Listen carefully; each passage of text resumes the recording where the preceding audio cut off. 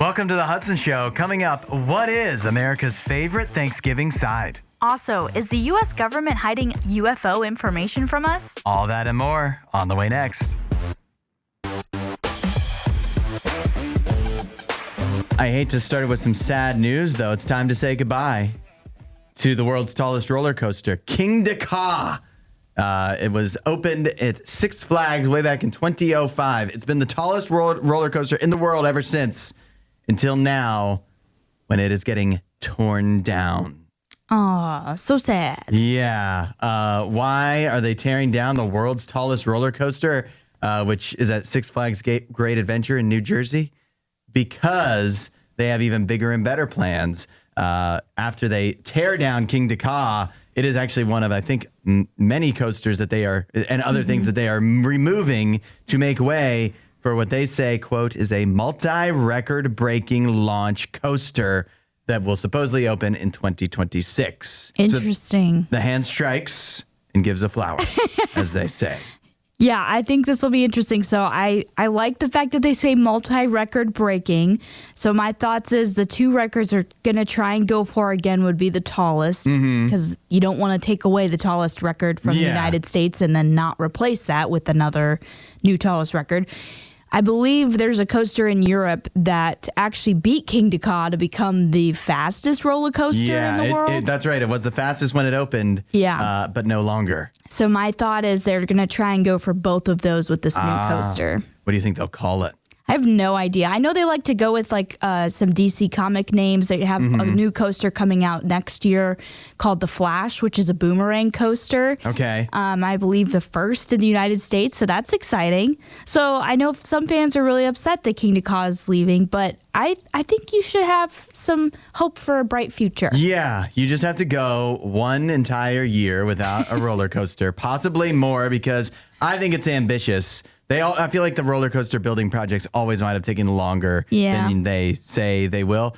But you just have to have some patience, and then something comes back that could be even bigger and better than Kingda Ka was, and then everybody gets to be happy, and we get to have even more world records held here in the United States and at Six Flags Great Adventure in New Jersey. You sure seem to know a lot about this roller coaster. Are you a roller coaster enthusiast? I am. I do love the roller coaster. I should have known that. I do love the roller coasters, and Cedar Point, Kings Island, some of my favorite places to go for sure. Speaking of Kings Island, since they're tearing down Kingda Ka, do you think they could just call it Son of Kingda Ka? Or maybe like what they did with Son of the Beast? Yeah. That's no longer there anymore. To honor Kingda Ka. And it's a legacy. But what if they called it Legacy of Kingda Ka? Maybe. But if it's bigger and faster, then it feels kind of derogatory to be like the son of. Yeah, or Kingda Ka Jr. Sounds like it's for children. Yeah, it sounds like it's not, better than Kingda Ka. I think they've got to one up. They've got to use that name and honor it somehow, though. Yeah, that'd be cool if they did. If they did something. I do understand why fans are like upset though, because they announced this like when no one can go ride Kingda Ka anymore. So they're like, you don't even get one last chance. Right? They don't get one more opportunity. That is literally people in the comments were like, I'd buy tickets right now to go fly and like ride it at least one more time. That's kind of messed. But I mean, think about it this way: Six Flags is just saving you money. That's true. They're saving you money and saving them a lot of hype and fun that they could have for one final summer with Kingda Ka. Right. And that would be so much. Like, they don't want that. They don't want that. Why would they want people coming to their park excited? Happy Friday. I don't know what you're doing tonight. I know what I'll be doing. Firing up that Netflix subscription. Gonna find it somehow. And get on there and watch Mike Tyson fight Jake Paul in the boxing event of the year, possibly the decade. First of all, is it sad for boxing that the biggest fight, definitely of the year, as far as just like people going to watch, is a guy who's 58 versus a guy who's not actually a real boxer. Right. Versus a YouTube star. Yeah, that's kind of sad that this will probably be the most watched boxing, match or whatever they call it, fight, in several years, probably since what we saw against Conor McGregor and Floyd Mayweather. I remember that being huge. This has to be the biggest boxing match since then. Yeah. To the average person anyways. Right, because I'm not a boxing fan, but I did watch that Conor McGregor and Floyd Mayweather fight. Yeah. I don't know if I'll end up watching this just because I've got plans tonight, so I'm not really planning to fire up Netflix to watch this fight, but I definitely will be keeping tabs on it. Yeah, I feel like it's must watch. And you know what's crazy is I've never seen Mike Tyson fight. And I think he hasn't fought in almost 20 years. Yeah. So I think for a large majority, possibly of people watching tonight, it's going to be the first time they've actually seen him fight it live. Yeah. But that said, he is a big underdog. Why do I still feel like if he's motivated, that's my question. If he's motivated, like he should still win, right? Yeah, I think so too, because he's just probably what I would consider more skilled than Jake Paul. But I do feel like Jake Paul's not a bad fighter. You know, again, I'm not a boxing person, so I don't really have the lingo. I don't really know what is considered good or bad. It's okay. Nobody watching this fight is either. That's true. Real boxing fans are like, this isn't even a real fight. Don't you know about the actual fighters that actually are fighting for real things? That's absolutely true. This is really not what you would consider like a real fight. But yeah, I remember going into that Conor McGregor and Floyd Mayweather fight being like a lot of people saying, Conor McGregor, he has like the upper hand with some momentum or whatever. And then Floyd Mayweather just went in and destroyed him. That's right. And Conor McGregor, granted Floyd Mayweather much younger during that fight than Mike Tyson is, much less of an age gap. But Conor McGregor is actually like a real fighter, if not a boxer. Jake Paul, yes, he's fought some real, pretty impressive people and by and large not lost anyways. Yeah. Not lost fair and square. But, there's still a wide gap between him and Conor McGregor. Yeah. So how big is the gap between Mike Tyson now and Floyd Mayweather at that time? I think it's also pretty big. Yeah. It's going to be interesting, but I would guess if I had to pick a winner, my hope is, and my guess is, Mike Tyson. Yeah, I think this isn't really going out on a limb. I think there's two ways it could happen. Either Mike Tyson knocks him out because he's going to have knockout power. That was his thing back in the day. Right. He has knockout power that Jake Paul has just never seen. He's never fought anybody that's had possibly this kind of power in their punch. But if the fight goes the distance, Jake Paul's probably going to win on Mike Tyson the judges' score. Will get tired or whatever. Yeah. But man, it's so crazy. I don't watch boxing. I occasionally watch UFC, and we've got a big UFC fight coming up tomorrow too. But it's crazy that you don't, because when you get emotionally invested, there is nothing as exciting, as thrilling as watching a fight, because it could just end at any minute. And you just get there's just so much stress involved. It's so much anxiety. And there's, other sports cannot produce that in ways that UFC and boxing can. Yeah, fair enough. I cannot wait for tonight. It's an even happier Friday when you realize we're now less than 2 weeks away from Thanksgiving. Oh, man. We're so close I can almost taste it. And speaking of tasting it, we're going to open up the Hudson Hotline. 877-2-RADIO-U. For the first time in 4 years, we have a definitive ranking of the top Thanksgiving sides, America's favorite Thanksgiving sides, at least according to online-casinos.com. The only website I trust when it comes to ranking Thanksgiving sides. And so what I want everyone to do is send in their favorite Thanksgiving side, and we'll see where it ranks on the list. See if your favorite is number one or if it's not even on the list at all. I have a feeling mine's lower than what I want it to be. Do you have a niche Thanksgiving side that you like? It's not niche. I just feel like it's one of those ones where it's polarizing. You either love it or you hate it. Okay, that's good. That's good. The controversial, though. It gets the people talking. Maybe I'm overstating it, though. Maybe it's not as controversial as I'm thinking. I don't know now. 877-2-RADIO-U. Everyone send in your favorite Thanksgiving side. My favorite is stuffing. Where is that line? I thought you said I thought you said yours was controversial. I feel like I've met so many people. It can't be wrong if it's my own. No, but I've met so many people that are like, stuffing? You like stuffing? You're so weird or whatever. So I don't know if I just have weird group of friends. Stuffing is amazing. Right. Right. I have had times in life where I would literally eat a box of stovetop for lunch. Stuffing was number 2 on the list. Good. I don't see that as controversial. I was psyching myself out. Although there could be certain ways of preparing your stuffing that are controversial. And that's where we get to Chad's comment. He says what he likes is pineapple stuffing. What? And homemade cranberry relish. Pineapple stuffing, not even on the list. Cranberry relish. I mean, if you count stuffing, then he's at number 2. If you count cranberry relish, hold on, I need to count 1, 2, 3, 4, 5, 6, 7, 8. Cranberry sauce is in 9th. 9th. Wow, that's pretty low. Yeah. Wait till you hear some of the ones that are ahead of it, because obviously stuffing. We haven't said number 1, and then there's 7 others. Also, or I guess 6 others that are ahead of it. All right. Jamie says baked mac and cheese. Is mac and cheese on it? Mac and cheese, number 3. Wow. All right. So pretty high. Scott says sweet potato casserole. That is number 5. All right. Yeah. Susanna says a plate of pickles and olives. After that, cranberry sauce, then stuffing. Susanna would say something like that.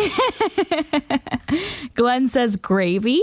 Gravy. That didn't make the list, but I think because that's not a side on its own. But I respect that, Glenn. Yeah. Because I'm with you.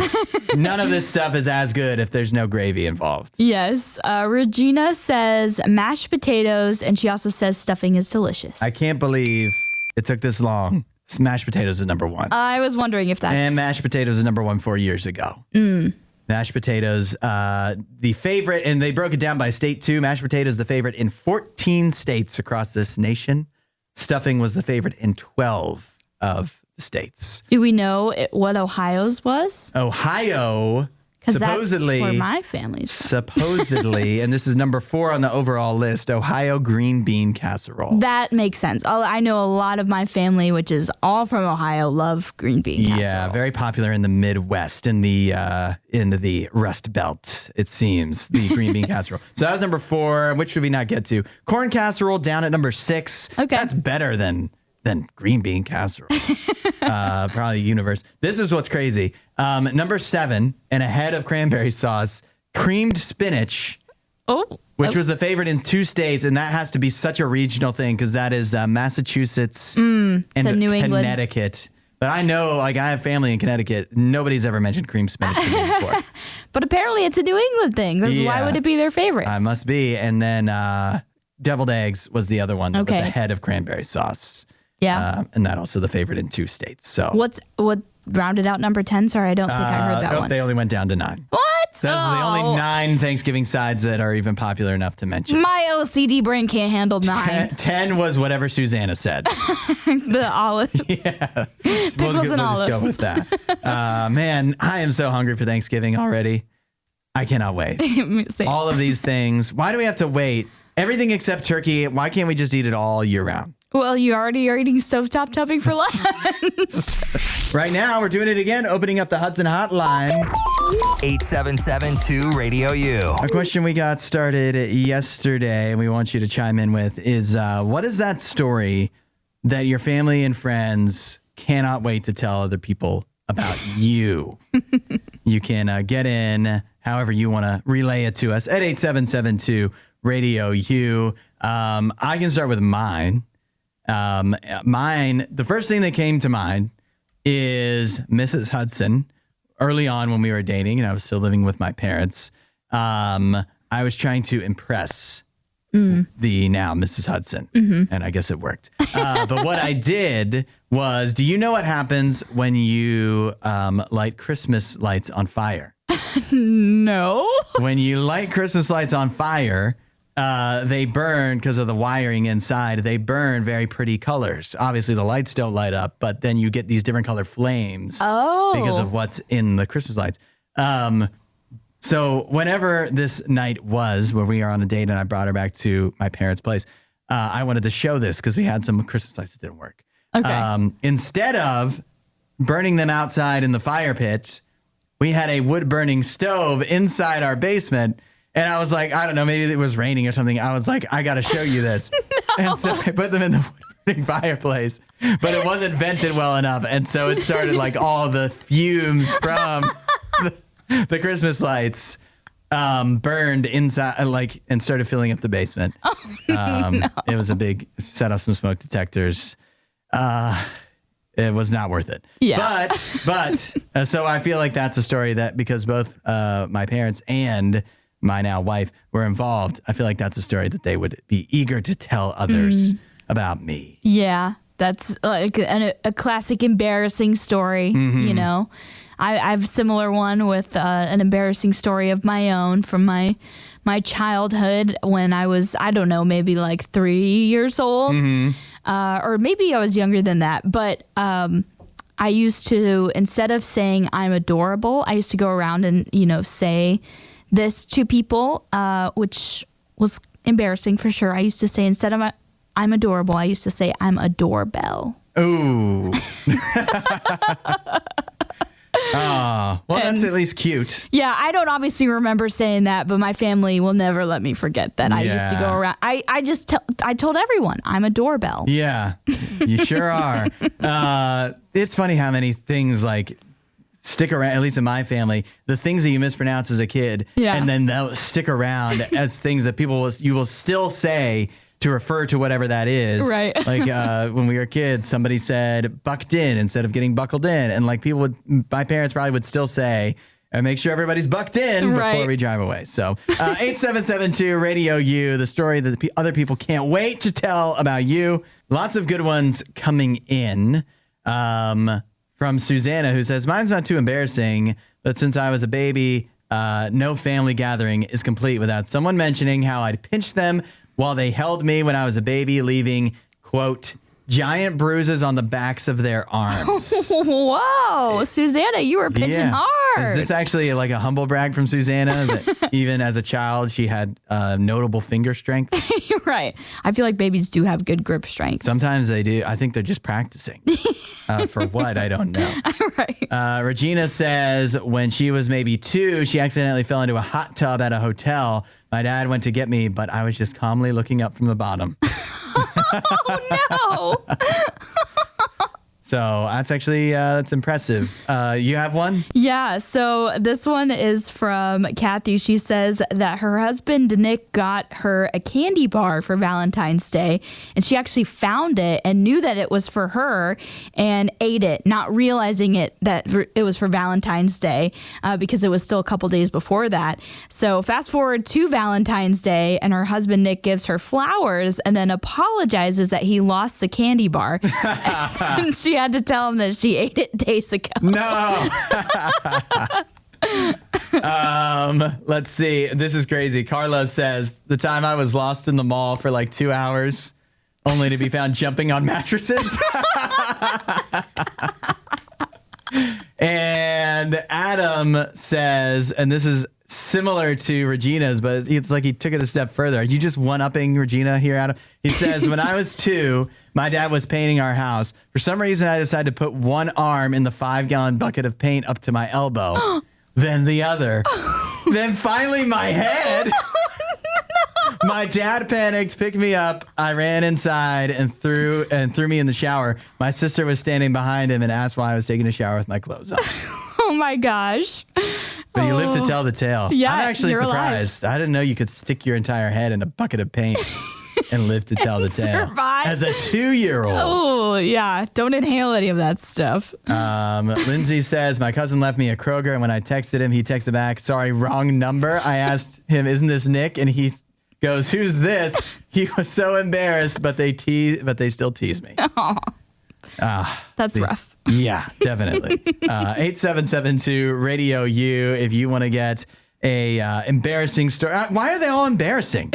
They are. Why aren't there any stories our family and friends want to tell about us that are like nice? Yeah, like wholesome. Yeah, I can't wait to tell everyone how great a person Hudson is. For some reason, nobody's doing that. We've got Suzanne on the line right now. Suzanne, what's your story? Okay, back when I was in college, I was at a convention in the summer on a campus that it had rained heavily, so everything was muddy.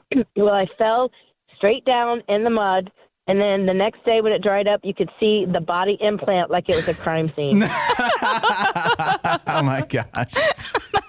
That's amazing. Isn't it funny how you can just picture that happening though? Yeah. Like I can imagine in my mind. I wonder if the actual implant that was left is as funny as I'm picturing. Yeah. Yeah. Jamie got in. She says that her sister-in-law will write down every time Jamie messes up saying a word or something like that and wants to publish it in a book one day. Some of the examples she gave was she was asked to spell fish. She started off FH. But even worse is when she said 48 months. Why not just say 2 years? Aw, Jamie. Think about that one for a minute. Think about that. Laura says first of all, she says we was at Golden Carol. All right, let me just read it the way it actually should be read. She says, we were at Golden Corral and I got a bowl full of sour cream thinking it was whipped cream. My family put a spoonful that I was thinking that it was sour cream, whipped cream, and I told them it wasn't. It was sour cream. Oh, no. That's a bad mistake to make. Yikes. Yeah, that can ruin a lot of things. We heard from Brock, who says, me and my wife were out and about, saw a truck that was just like a massive truck, and she goes, man, look at the size of that FISO. He's like, FISO? It was an F-150. He says they still call it a FISO to this day. Yeah. Oh, my gosh. All right. Again, all the story. Why do they have to be so embarrassing? Every single one of them has been an embarrassing tale. Not one person has chimed in. And you guys, you could even make stuff up. You'd be like, my family always tells a story about how awesome I am. Nobody's doing that. Nope. Yeah, at least we're all honest here. Radio U, where music is going, 8772 Radio U. So excited that we have someone to join us here on the Hudson Show today. You would know him from his music. He's an award-winning hip-hop artist, also a best-selling author, and a clothing designer as well. KB, welcome to the Hudson Show. Thank you for having me. God bless y'all. Yes, good to see you, KB. It's so exciting to talk to you again. It's been a while. I do want to talk about your native supply, because I feel like maybe not as many people, at least listening here to Radio U, are familiar with that side of you. But you just dropped your own collection of clothing. Is that right? That is correct. Tell me about. I'm impressed. What's that? Yeah, go ahead. I'm sorry. Oh no, I was gonna say, tell me about what is it like putting together your own collection of clothing? What is something that I or the average person wouldn't know about being a designer? First of all, I'm impressed that you even know that. So thank you, brother, for encouraging me this morning. So yes, I've been designing clothes for a long time. I mean, probably, one of the expressions of my commitment to Jesus shortly after I became a believer was redesigning some of the clothes I had. I have always wanted everything that I do to have some kind of reflection of what it is I believe. And you can do it with music and books and podcasts. But I also love to do it in fashion. We're dressing up every single day in something. Why not also have that be something that reflects how we're uniquely made and what we uniquely lean into culturally and stylistically, but also have it be filled with the substance of our lives, which is this deep commitment to the ways of Jesus. So I've been putting Jesus and style into clothing together for a long time. And so Native Supply is a company that I founded that essentially has helped me to do that. And along with a bunch of other artists, influencers, authors, just personalities, that it combines style and substance into fabric. And every single piece that leaves this warehouse has a QR code on it. If you scan that QR code, it takes you directly to a gospel presentation. You can go to this gospel presentation and read all the comments of people hearing about Jesus for the first time because of a T-shirt or a jacket. I'm wearing one of our jackets here. Hey. I just love being a part of the many ways in which we can give vent to our love for God. And if we can make it look cool in the process, sign KB up. So I just dropped a collection last Friday that kind of encompasses all of that. And you can check it out at native.supply. Yeah. Well, you think about it, every shirt or whatever you wear, it all says something. For me, it's usually something about the Packers. So it makes sense that we should promote Jesus first more than any of that other stuff, even though they're having a good season. Yes. Hey, give honor where honor's due. You know what I mean? That's right. Well, KB, one of the questions that I had for you, and I always love to hear from different artists about this, is I know when it comes to performing, there can be some rituals that you have to go through to kind of get yourself ready. So do you have anything that you have to do before you perform? Yes. And have to is a good question, but I'm gonna, or a good way to put it. But I'm gonna say what I should do every time before I perform. I don't do it all the time, probably 95% of the time. But sometimes I'll get a little lazy. But before, I first of all have to warm up my voice because I've had a bit of a fragile vocal cord situation for a while now. So I've gotten some good vocal coaches and some good vocal hygienists that have helped put a routine together. It's a very embarrassing routine, very embarrassing. I'm singing "Mommy Made Me Mash My M&Ms" and all different keys, and doing lip trills, and I'm spitting, all Yeah. And I get laughed at, but I'm just reminded that that Jesus despised the shame, because of his love for the cross. You know what I mean? Yeah. So I have to warm my voice up, and then I have to stretch. I have a very athletic, vivacious, alive kind of set. It's pretty intense on my body. So lots of stretching before I get in there to make sure these 30-year-old knees can hold up. And then, of course, asking God to join me on stage. I don't want to be up there by myself. So there's a lot of desperation in prayer that God would give me the audience's attention, give us their humor, give us their excitement, that we might direct that to the King, and that the King might do powerful things among his people. So that's pretty much the routine for me before every show. Absolutely. So that is all what goes into a KB show, which coming up later this year, you're going to be able to experience that at WinterJam. KB, I know you're heading out with Skillet and many others when WinterJam gets started going across the country. And I know you've done WinterJam before. So what is something about WinterJam that specific to that experience that you're looking forward to getting to do again? The folks at WinterJam are, they've been very kind to me, and I've partnered with them many times throughout the years. And it feels like every year, I get an opportunity to be around my audience.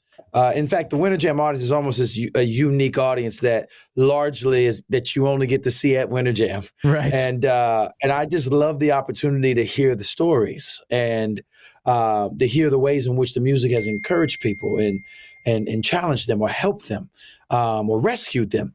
And I just that's the most exciting thing about tour is getting to meet people, particularly the people that I've been making music for in studios like this, where I'm almost shooting in the dark with these songs. But then when we get out on the road and we get to travel across the nation, we get to hear the ways in which God is bearing fruit from what we've done. So I think enjoying the fruit of the labor, largely in the change that it is the songs have created in people's lives, is the most exciting thing about doing WinterJam. That is awesome. Well, we're looking forward to it. KB and all of WinterJam definitely making a stop in Columbus, Ohio on January 25th. And it's got many other stops across the country as well. So you can find the info on that at RadioU.com. KB, we're looking forward to seeing you when you come to town. Have fun on WinterJam and keep on making moves because you're doing it the right way, and we really appreciate it. Yes, indeed. God bless y'all. Thank you for having me. Have a Thank good you. one. It's the Hudson Show. Allie, which football game, college or pro, are you most looking forward to? Obviously, as an Ohio State fan, I always watch the Buckeyes. They're playing Northwestern tomorrow, so not a huge matchup, you know. No, but it is at Wrigley Field. But it is at Wrigley Field, That's so kinda cool. I'm super excited to watch that because a few years ago they did a game at Wrigley Field. They've also done a game, I believe, at Yankee Stadium before, like a football game, not Ohio State, but a football game, which I just think as a baseball fan, seeing my two favorite sports converge is just, it's so beautiful. I'm excited for that game, but also for a big matchup this week, I'd say I'm looking forward to Tennessee versus Georgia. Yeah, you That'll know be a fun one. That's that very well, at least for Georgia, could be an elimination game. If they don't win that, can they actually make it into the college football playoff? Maybe, probably still. But that, you know what's good about that game? Obviously, it's a great matchup. It's also not at noon for some unknown reason. Yeah. Under the lights in Georgia, in Athens. That'll be really cool. So that's, I'm just going to spend my whole Saturday probably watching a lot of college football anyways, but that's definitely the game you got to make a point to watch. The NFL, though, you get some really marquee matchups. Of course, best of all is the Chiefs and the Bills. The Chiefs still undefeated. Josh Allen for the Bills, possibly working on an MVP campaign. Maybe he'll finally win one this year. And if the Chiefs win this game against the Bills on the road, they essentially all but guarantee already, and we're like halfway through the season, but they'll all but guarantee that they will have the number one seed in the AFC playoffs and just be able to have that bye and home field all the way to the Super Bowl. Yeah, it's an exciting game. I have to say, the one thing I am excited about that game is it's not Sunday Night Football. So that means I can actually watch it. Yeah, without staying up late.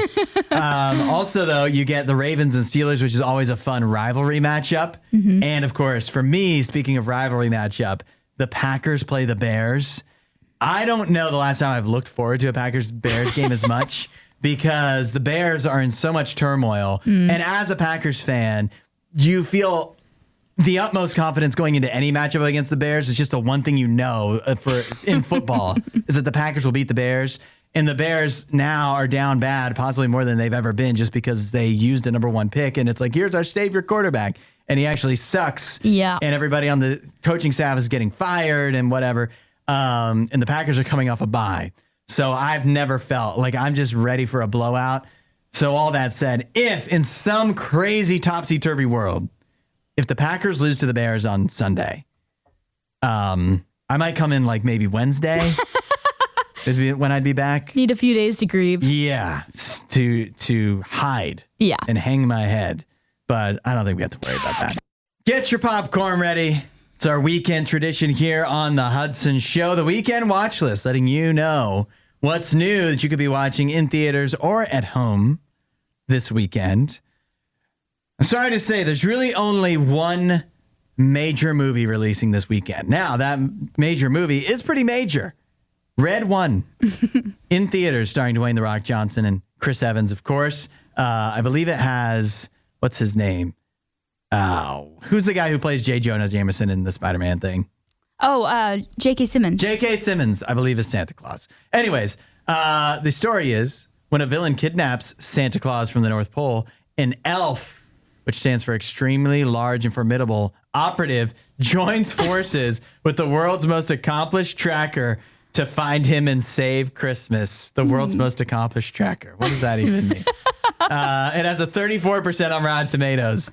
Russ Simmons of KKFI says, it's a juvenile James Bond wannabe buried under an avalanche of computer effects and holiday gimmickry. I was really hopeful. This was supposed to, we've talked about this a few times on the show. This was supposed to come out on Prime Video last Christmas, and you could just watch it via a Prime subscription. This now is only in theaters for this Christmas. I want to see this, but I definitely do not want to pay money to see this. Yeah, same here. I do want to see this. Just kind of, it seems to be one of those movies where it might be so bad it's good. Like, it's just hilarious. And also the names in it, such big names. Yeah. You know, so. I'm curious to see J.K. Simmons as Santa. Yeah, I want to see that too. So yeah, I agree with you. I probably wouldn't pay to see it in theaters, but I'd love to see it on streaming sometime. Yeah, which they definitely do not want to hear because they spent a lot of money to make it. Oh. So there's nothing else that's really a movie that I really feel like is worth mentioning. But there are several series where at least the first episode is out this weekend on streaming that I think are, so let me present some of these to you. Okay. Netflix, Cobra Kai Season 6 Part 2. Ooh, I'm watching that. Yes. I haven't watched any Cobra Kai. I love Cobra Kai. I've never seen The Karate Kid. Oh, really? I've never seen the one with Will Smith's son. Never seen any Karate Kid anything. Well, you should watch the original. So. All right, so you're in on that. Yeah. Also, Dune Prophecy starts on Max. Yeah, I saw that. Some trailers for that. Don't know if I'll watch that, though. I loved the first two Dune movies. I don't know if I love them in a way that makes me want to watch a prequel that's set 10,000 years in the past. 10,000 years before the movies? Before That's the movies. A long, long time. Yeah. I know it's supposed to set up like cultural roots or whatever, but I still haven't watched the second Dune yet. I do want to watch it, but yeah, I'm not going to be watching a show if I haven't watched the second movie I yet. guess so. I don't think it will spoil anything for you. That's true. Since it's set 10,000 years before the movie. Also, The Day of the Jackal. That's on Peacock. That stars Eddie Redmayne as an unrivaled and lone assassin. Oh. And but who has Peacock? And then this is interesting. Maybe this will pique your interest. Landman, or is it Landman, on Paramount Plus. It's a show about roughnecks and wildcat billionaires trying to get rich quick during the oil boom in West Texas, starring Billy Bob Thornton, John Hamm, Ali Larter, and Demi Moore. That's a stacked cast. Wow. And created by Taylor Sheridan, of course, who created Yellowstone. Interesting. That sounds like... The reviews are kind of middling, though. Oh, that sounds like something, Yellowstone-ish. So that fits the same vibe of that. And with Billy Bob Thornton, I feel like you could put him in almost anything, and I'd at least be mildly interested. And John Hamm. Yeah, John Hamm's great. And it's kind of sounds westerny. Yeah. I think you might have to watch it for us. Maybe not. I don't have Paramount Plus. So we can watch this. So see you at the movies. Earlier this week, the U.S. House Oversight Committee, that's part of Congress, held a hearing on what they call unidentified anomalous phenomena. What they mean is UFOs. I don't know why they won't just call them that. But they had some very interesting nuggets of information regarding what we would consider UFOs as the average person. Let me share some of these quotes. I want your reaction. This is a big one from Michael Schellenberger. He says, what the American people need to know is that the U.S. military and intelligence community are sitting on a huge amount of visual and other information, still photos, videos, photos, other sensor information, and they have for a very long time. And it's not those fuzzy photos and videos that we've been given. There's very clear, high-resolution files. Ooh. That sounds like that could be, that could totally change all of our minds on this. It's a little bit spicy there, Michael. Why don't they just put that out? Right. Well, I'm sure there's good reason why they don't just leak that information or just give it out. But yeah, that's interesting as far as I want to know what his proof is that they're just sitting on that information, but also I don't doubt that they are. Yeah. I kind of want to know who even is Michael Schellenberger. He's like the founder of the website Public. So I don't actually know how he knows this information or really why he's being interviewed for this. But I mean, he seems to be confident in what he's saying. All right. How about this from a Dr. Tim Gallaudet, who says, I don't think it's a stretch when you look at the diversity of life on this planet and the size of this universe to think that there'd be more diverse, higher order non-human intelligences throughout the universe, and that's probably what's visiting us. Probably what's visiting us. So he's definitely in. Yeah, he's a believer. Yeah, probably from a scientist feels like a strong thing to say. I don't. You know what probably actually means, Dr. Tim? It means it's likely. I don't know if that is if you can say that far, if you can go that far. Congressman Nancy Mace says if government-funded research on UAPs has not yielded any useful knowledge, we need to know that too. Taxpayers deserve to know how much has been invested. They shouldn't be kept in the dark to spare the Pentagon embarrassment. Ooh, I think I agree with Congresswoman Mace here, because not that I don't want to say that UFOs are real or this information is real, but I do get a little bit worried when I hear about all of these different, agencies putting time, effort, agent time on this, and using taxpayer money to try and figure this stuff out. Not that it's not important, not that it's not needed, but it is kind of like, okay, if you're wasting all of this money, we need to start seeing some evidence that it's actually, worth it. Put up or shut up. Yeah. Pee or get off the pot.